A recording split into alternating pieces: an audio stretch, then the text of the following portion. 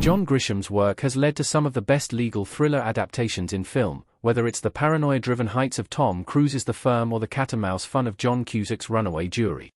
But where the movies have succeeded in translating his novels for the screen, there have only been a handful of TV adaptations, none of which have replicated the formula of their books.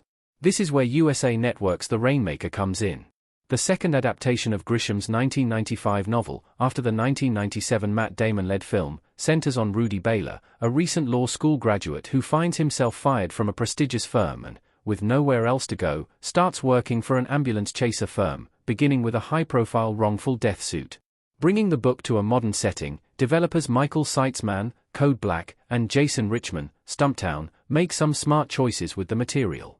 In addition to being fired from his cushy job, the show also introduces a well-realized romantic conflict in the courtroom, while the central case is tweaked to better fit a TV runtime and tackle some important social commentary. The Rainmaker gets good once it settles into its groove. Where the Francis Ford Coppola-helmed film plays pretty true to Grisham's novel, USA's adaptation starts off by giving us a deeper-layered background for Rudy. We get a pretty good picture of his troubled family life, particularly the death of an unknown relative and his mother's relationship with an abusive man. Additionally, we see our protagonist in a happy relationship with Sarah Plankmore, a fellow law school graduate who similarly got a job at the prestigious Tinley Brit. Even as he's let go from the firm, the two maintain their relationship in what, for a while, is a healthy way that doesn't subsequently risk her career. However, the pilot's pacing and storytelling attempt to squeeze in so much setup for the rest of the season that it feels dizzying. Within minutes of meeting Rudy, we're watching him lose his job, and then quickly finding his new one, while also meeting the curious characters at both firms. All the while, Rudy is trying to quickly adjust to the life of an ambulance chaser and his new partner, the ethically questionable Dex Shiflett. The cherry on top of the overstuffed sundae, we also get introduced to a character novel fans know is key to Rudy's arc, as well as one of the show's central mysteries. Thankfully, this is all fairly forgivable once we get to episodes 2 through 5, which were provided for review.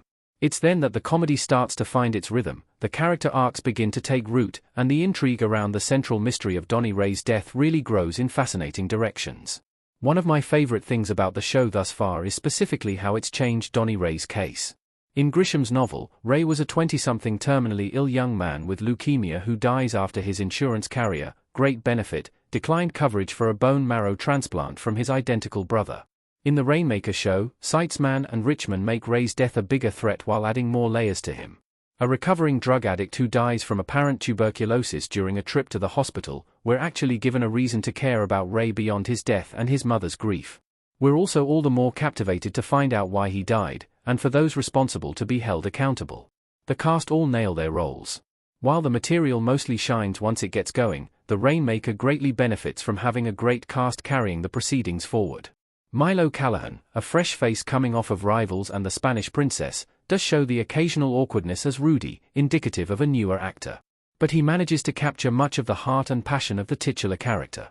The Boys' P.J. Byrne also proves to be a welcome successor to Danny DeVito as the fast-talking, slightly unethical Deck, while Once Upon a Time's Lana Parrilla feels like she walked off a 30s neo-noir for the delightful gender-flipped take on Deck and Rudy's boss, Bruiser. Madison Isman also meaningfully chronicles Sarah's embrace of her rising power, while Robin Carra is heartbreaking as Kelly.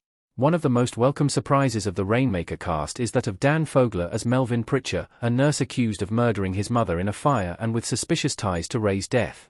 Having first loved his work as a comedian with the likes of Balls of Fury, he proves decidedly haunting as Melvin, one of the show's key antagonists. With only 5 episodes seen, the Rainmaker still has a few growing pains to overcome, namely some of the more predictable conflicts between Rudy and Sarah. But it's actually a welcome change to see a Grisham novel get a solid TV treatment the way his counterparts have with the likes of Michael Connelly's The Lincoln Lawyer and James Patterson's Cross.